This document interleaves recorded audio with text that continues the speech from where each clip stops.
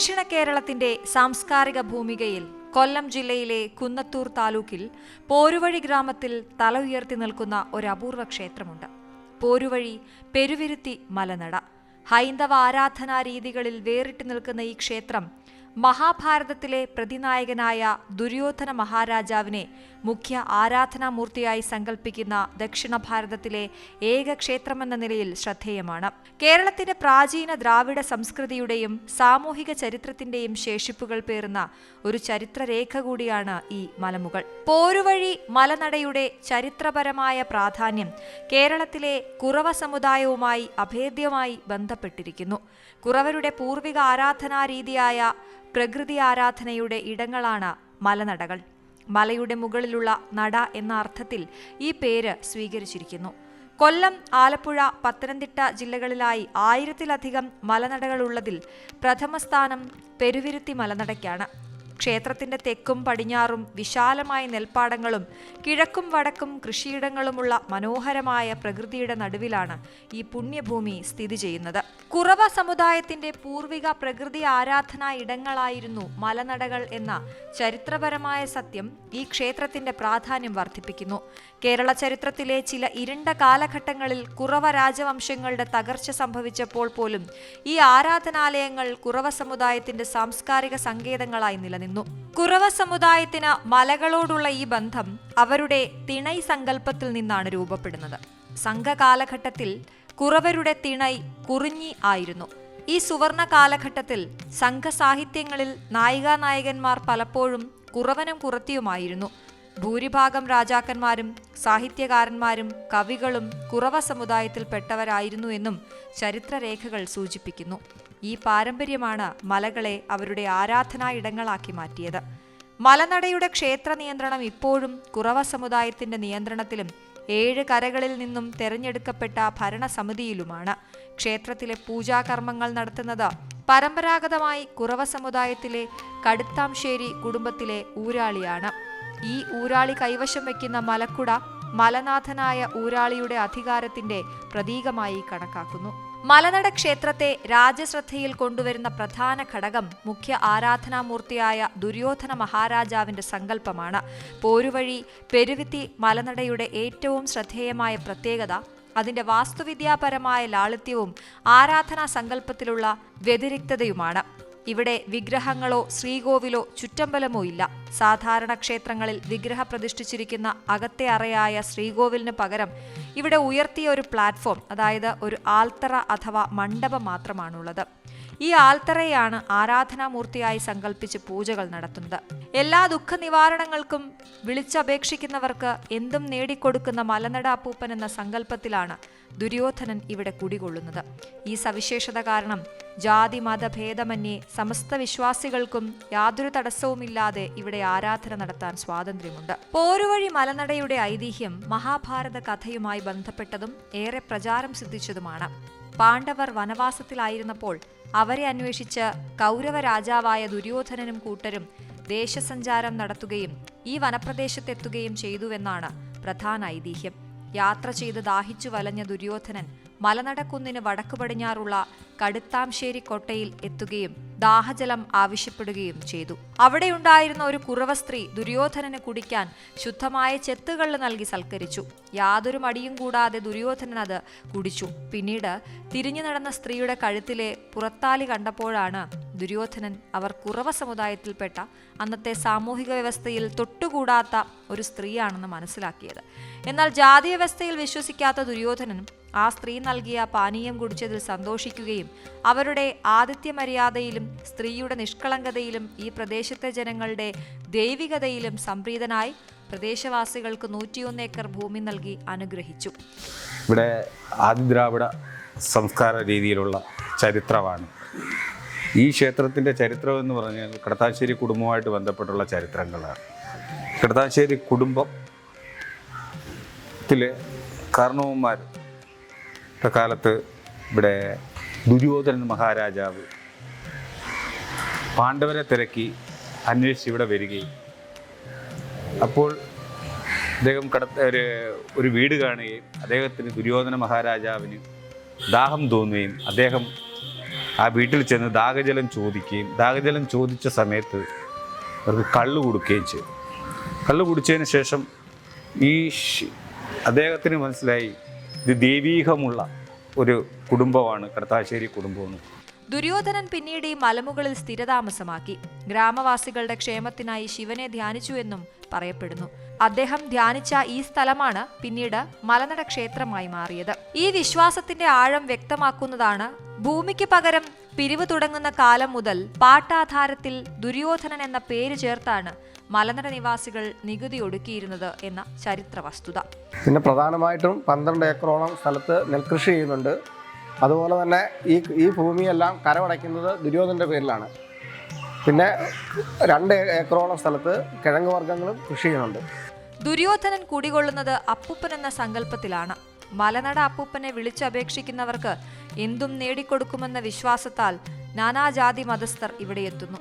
കൂടാതെ നിഴൽക്കൂത്തിൽ പാണ്ഡവരെ വകവരുത്താൻ നിയോഗിക്കപ്പെട്ട ഭാരതമലയന്റെ വാസസ്ഥാനമായിരുന്നു ഇതെന്നും മറ്റൊരൈതിഹ്യം നിലനിൽക്കുന്നുണ്ട്. ഈ ഐതിഹ്യം ദുര്യോധനൻ ജാതിവ്യവസ്ഥയെ തള്ളിക്കളഞ്ഞ വ്യക്തിയാണെന്ന സന്ദേശം നൽകുന്നതിലൂടെ ക്ഷേത്രത്തിന്റെ സാമൂഹിക പ്രസക്തി വർദ്ധിപ്പിക്കുന്നു. പോരുവഴി മലനടയിലെ പ്രസിദ്ധമായ ഉത്സവം മലക്കുട മഹോത്സവമാണ്. മീനമാസത്തിലെ ആദ്യ വെള്ളിയാഴ്ച കൊടിയേറി 2ാം വെള്ളിയാഴ്ചയാണ് പ്രസിദ്ധമായ മലക്കുട മഹോത്സവം നടക്കുന്നത്. ഈ ഉത്സവത്തിന് എടുപ്പ് കുതിരകളും കെട്ടുകാളകളുമാണ് പ്രധാനമായും കാഴ്ചകളായി അണിനിരക്കുന്നത്. പോരുവഴി പെരുവരുത്തി മലനടയിലെ പ്രധാന ഉത്സവമാണ് മലക്കുട മഹോത്സവം. ചരിത്ര പ്രസിദ്ധമാണ്. 7 കരകളാണ് പ്രധാനമായി ഈ ക്ഷേത്രത്തിനുള്ളത്. 6 കരകളിൽ നിന്ന് എടുപ്പ് കുതിരയും തനതായ ഇടക്കാട് കരയിൽ നിന്ന് ഒരു എടുപ്പ് കാളയുമാണ് ഉള്ളത്. ഈ വർഷത്തെ ഉത്സവം മാർച്ച് 27-നാണ്. കൊല്ലം ജില്ലയിലെ പോരുവഴി ശാസ്താംകോട്ട പഞ്ചായത്തുകളിലായി വ്യാപിച്ചു കിടക്കുന്ന 7 കരകളാണ് ഈ കെട്ടുകാഴ്ചകൾ ഒരുക്കി ക്ഷേത്രത്തിലേക്ക് കൊണ്ടുവരുന്നത്. ഇതിൽ പനപ്പെട്ടി, കമ്പലടി, പള്ളിമുറി, നടുവിലെ മുറി, വടക്കേ മുറി, അമ്പലത്തുഭാഗം എന്നീ 6 കരക്കാർ ചേർന്ന് 21.25 കോൽ ഉയരമുള്ള എടുപ്പ് കുതിരകളെയാണ് ആകർഷകമായി അണിയിച്ചൊരുക്കുന്നത്. അതേസമയം ഇടയ്ക്കാട് കരക്കാർ സമർപ്പിക്കുന്ന വലിയ എടുപ്പുകാള മലനട അപ്പൂപ്പന്റെ ഇഷ്ടദാനമായി കണക്കാക്കപ്പെടുന്നു. കെട്ടുത്സവത്തിന് ഭാരമേറിയ മലക്കുട പേറി കച്ചയുടുത്ത് ഊരാളൻ തുള്ളി മലയിറങ്ങുമ്പോൾ കെട്ടുകാഴ്ചകൾ നിരക്കുന്നു. ഉയരമുള്ള എടുപ്പ് കുതിരകളെ തോളിലേറ്റി കുന്നിൻ മുകളിലൂടെ വലം വയ്ക്കുന്ന കാഴ്ച കാണാൻ നിരവധി ആളുകൾ എത്തുന്നു. 6 കരകളിൽ നിന്നായി എടുപ്പ് കുതിരകളെ അണിയിച്ചൊരുക്കിക്കൊണ്ടുവരുന്നു. ഉത്സവദിനം കെട്ടുകാഴ്ചകൾ മുരവുകണ്ടത്തിൽ ഒത്തുചേർന്ന് മലയൂരാളിയായ അപ്പൂപ്പന്റെ അനുഗ്രഹത്തിനായി കാത്തു നിൽക്കുന്നു. ഈ കെട്ടുകാഴ്ചകൾ മല കയറാൻ തയ്യാറാകുമ്പോൾ ആരും ക്ഷീണിക്കില്ല എന്നാണ് വിശ്വാസം. ക്ഷേത്ര സന്നിധിയിലെ ആൽത്തറയിൽ തടികൊണ്ട് നിർമ്മിച്ച കാളയുടെ രൂപമുണ്ട്. ഭക്തർ നേർച്ചയായി തടിയിൽ നിർമ്മിച്ച കാളരൂപം സമർപ്പിക്കുന്നതും ഇവിടുത്തെ പ്രധാന വഴിപാടാണ്. ഉത്സവം ദുര്യോധനന്റെ യുദ്ധവിജയത്തെ വരവേൽക്കാനുള്ള ഒരുക്കമായും അദ്ദേഹത്തിന്റെ മരണാനന്തര ക്രിയയായും കരുതപ്പെടുന്നു. മീനമാസം 2ാം വെള്ളിയാഴ്ച അർദ്ധരാത്രി വരെ തന്നെ കാണുന്നില്ലെങ്കിൽ യുദ്ധത്തിൽ താൻ മരിച്ചതായി കണക്കാക്കി ഉദകക്രിയകൾ നടത്തണമെന്ന് ദുര്യോധനൻ ജനങ്ങളോട് പറഞ്ഞിരുന്നത്രേ. ഇതിന്റെ ഓർമ്മയ്ക്കായി മലക്കുട ദിവസം അർദ്ധരാത്രിയിൽ പ്രധാന ആൽത്തറയിൽ പനമ്പായി വിരിച്ച് വായ്ക്കരിയിടിയിൽ കർമ്മം നടത്തുന്നതും തുടർന്ന് അമ്പെയ്ത്ത് നടത്തുന്നതും ഈ വിശ്വാസത്തിന്റെ പ്രതീകമാണ്. അദ്ദേഹം വരും എന്നുള്ള പ്രതീക്ഷയോടുകൂടി മലമുകളിൽ കൊടിയേറി ഉത്സവത്തിലേക്കുള്ള ആരംഭമാണ്. അദ്ദേഹത്തിനെ വരും എന്നുള്ള ആരംഭത്തിലിരിക്കുന്ന സമയത്താണ് പിറ്റേ വെള്ളിയാഴ്ച ഉത്സവമായിട്ട് ബന്ധപ്പെട്ട് ഉത്സവങ്ങളും കാര്യങ്ങളും ഒക്കെ കഴിഞ്ഞ് രാത്രി 12 വരെ അദ്ദേഹത്തെ മലമുകളിൽ ഈ ദേവനെ പ്രതീക്ഷിച്ചിരിക്കുകയും വിശേഷം അത് വരുന്നില്ല, 12 മണി വരെ വരുന്നില്ലെങ്കിൽ എന്നെ അന്ത്യകർമ്മം ചെയ്യണമെന്ന് കടത്താശ്ശേരി കുടുംബത്തോട് ആവശ്യപ്പെട്ടിട്ടാണ് അദ്ദേഹം പോയത്. അത് വരാതിരുന്നപ്പോൾ അദ്ദേഹത്തിന് അന്ത്യകർമ്മമായ വായ്ക്കിരീടിയിലെ കർമ്മം രാത്രി 12 മണിക്ക് ശേഷം ഈ മലനടയിൽ ആൽത്തറയിൽ സമർപ്പിക്കുകയും ചെയ്യും. ആ സമർപ്പിക്കുന്നത് കടത്താശ്ശേരി കുടുംബത്തിൻ്റെ ഊരാളിയായ അദ്ദേഹത്തിനാണ് അതിൻ്റെ അധികാരം. ആ സമർപ്പിക്കുന്ന സമയത്ത് അദ്ദേഹത്തിനെ സപ്പോർട്ട് ചെയ്യുന്ന 4 വീട്ടുകാരുണ്ട്. കടത്താശ്ശേരിയുടെ കൂടിയുള്ള മെനക്കശ്ശേരി എന്ന് പറയുന്നൊരു കുടുംബമുണ്ട്, വല്യത്ത് എന്ന് പറയുന്നൊരു കുടുംബമുണ്ട്, പുളുവിളയിൽ നിന്ന് പറയുന്നൊരു കുടുംബമുണ്ട്, പിന്നെ മലനട വടക്കൽ എന്ന് പറയുന്നത്. ആ 4 പേരും ഊരാളിയും കൂടാണ് ഈ ഒരു കർമ്മം ഇവിടെ നിർവഹിക്കുന്നത്. പോരുവഴി മലനടയിലെ മറ്റൊരു പ്രധാനവും അപൂർവവുമായ ചടങ്ങാണ് 12 വർഷത്തിലൊരിക്കൽ മാത്രം നടത്തപ്പെടുന്ന പള്ളിപ്പാന. വേലൻ സമുദായത്തിൽപ്പെട്ടവരുടെ കാർമ്മികത്വത്തിൽ നടക്കുന്ന ഈ പൂജ 12 ദിവസം നീണ്ടു നിൽക്കും.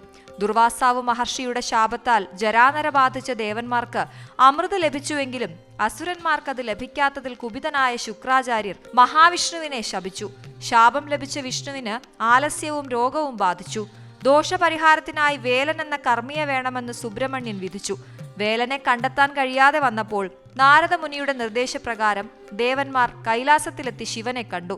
സംഭവങ്ങൾ ഗ്രഹിച്ച ശ്രീ പരമശിവനും ശ്രീപാർവതിയും വേലനും വേലത്തിയുമായി രൂപം പൂണ്ട് പാലാഴി ഗോപുരത്തിനു മുന്നിലെത്തി പറകൊട്ടിപ്പാടി മഹാവിഷ്ണുവിനെ ഉണർത്തി. ഓതി ഒഴിഞ്ഞ് കർമ്മങ്ങൾ ചെയ്തുകൊണ്ട് മഹാവിഷ്ണുവിന്റെ ദോഷങ്ങൾ അകറ്റി. ശ്രീ പരമേശ്വരൻ ദോഷം തീർപ്പിക്കുന്നതിനു വേണ്ടി നടത്തിയ 18 കർമ്മങ്ങളെയാണ് പള്ളിപ്പാന മഹാകർമ്മമായി സങ്കല്പിക്കുന്നത്. 12 വർഷത്തിൽ ഒരിക്കൽ നടക്കുന്ന ഒരു മഹത് കർമ്മമാണ് പള്ളിപ്പാന. ആ പള്ളിപ്പാന 12 ദിവസങ്ങളിലാണ് നടക്കുന്നത്.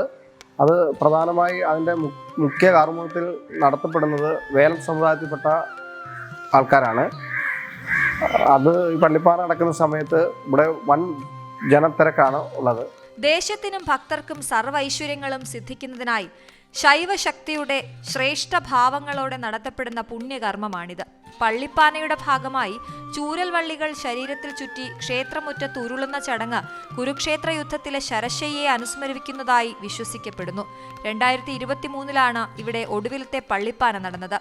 2035 അടുത്ത പള്ളിപ്പാന.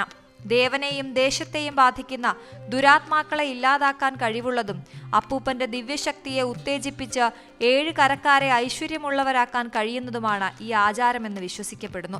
പോരുവഴി പെരുവിരുത്തി മലനട ക്ഷേത്രത്തിലെ ആചാരാനുഷ്ഠാനങ്ങൾക്ക് മറ്റ് ഹൈന്ദവ ക്ഷേത്രങ്ങളിൽ നിന്ന് ഏറെ വേറിട്ട് നിൽക്കുന്ന പ്രത്യേകതകളുണ്ട്. ഇവിടെ വിഗ്രഹമോ പ്രതിഷ്ഠയോ ശ്രീകോവിലോ ഇല്ല. പകരം ഭക്തർക്ക് തങ്ങളുടെ ചിന്താധാരയിലൂടെ ഒരു ആൽത്തറയെ ഈശ്വരനായി സങ്കല്പിച്ച് ആരാധന നടത്താം. ക്ഷേത്രത്തിലെ പ്രധാന വഴിപാട് കള്ള് നിവേദ്യമാണ്. ഐതിഹ്യമനുസരിച്ച് കുറവ സമുദായത്തിൽപ്പെട്ട ഒരു സ്ത്രീ ദാഹിച്ചെത്തിയ ദുര്യോധനന് കള്ള് നൽകിയത് അനുസ്മരിച്ചാണ് ഈ വഴിപാട് നടത്തുന്നത്. ഭക്തർക്ക് തീർത്ഥമായി നൽകുന്നതും ശുദ്ധമായ കള്ള് തന്നെയാണ്. കൂടാതെ തടിയിൽ നിർമ്മിച്ച കാളരൂപം നേർച്ചയായി സമർപ്പിക്കുന്നതും ഇവിടുത്തെ മറ്റൊരു പ്രധാന വഴിപാടാണ്. കാർഷിക വിളകളുമായി ബന്ധപ്പെട്ട ഉൽപ്പന്നങ്ങൾ, കോഴി, പട്ട്, കറുപ്പ് കച്ച തുടങ്ങിയ മറ്റ് നേർച്ചകളും ഭക്തർ മലനട അപ്പൂപ്പന് സമർപ്പിക്കാറുണ്ട്. കാർഷിക വിഭവങ്ങളാണ് ഈ പൂജയിലേക്ക് സമർപ്പിക്കുന്നത്. ചുട്ടക്കാച്ചിൽ, ചേന, ചേമ്പ് ഇതെല്ലാം ചുട്ട് വൃശ്ചിക മാസത്തിൽ ആദ്യത്തെ ചൊവ്വാഴ്ച ഇവിടുത്തെ അടവിക്ക് നേരുകയും അതിനുശേഷം മൂർത്തിപ്പൂജ, തെക്കുപുറത്ത് പൂജ, വടക്കുപുറത്ത് പൂജ, ഇങ്ങനെയുള്ള അവിടെ എല്ലാം ചുട്ടക്കാച്ചിൽ, ചേനകളും ഒക്കെ പുഴുങ്ങിയും ചുട്ടതും ഒക്കെ വെച്ചാണ് അതിൻ്റെ പൂജകൾ നടത്തുന്നത്. പിന്നെ ഈ മലനട ആൽത്തറയിലെ പ്രധാനപ്പെട്ട വഴിപാടെന്ന് പറഞ്ഞാൽ അടുക്കും കള്ളും കോഴി, പട്ട് ഇതൊക്കെയാണ് മലനട അമ്പലത്തിലെ പ്രധാന വഴിപാട്. പോരുവഴി പെരുവിരുത്തി മലനട ഒരു പ്രത്യേക മതവിഭാഗത്തിന്റെ മാത്രം കേന്ദ്രമല്ല. ജാതി മതഭേദമന്യേ എല്ലാവർക്കും ആരാധന നടത്താൻ സ്വാതന്ത്ര്യമുള്ള ഈ ക്ഷേത്രം ദ്രാവിഡ സംസ്കാരം തലമുറകളായി കാത്തുസൂക്ഷിക്കപ്പെട്ടതിന്റെ ഉത്തമ ഉദാഹരണമാണ്. പ്രതിനായകനായ സംസ്കാരം തലമുറകളായി കാത്തുസൂക്ഷിക്കപ്പെട്ടതിന്റെ ഉത്തമ ഉദാഹരണമാണ്. പ്രതിനായകനായ ദുര്യോധനനെ ദൈവമായി ആരാധിക്കുന്ന ഈ സ്ഥലം നന്മ തിന്മ എന്ന പരമ്പരാഗത ദ്വന്ദ്ങ്ങൾക്ക് അതീതമായ ഭാരതീയ ചിന്തയുടെയും പ്രാദേശിക ചരിത്രത്തിന്റെയും അടയാളപ്പെടുത്തലാണ്.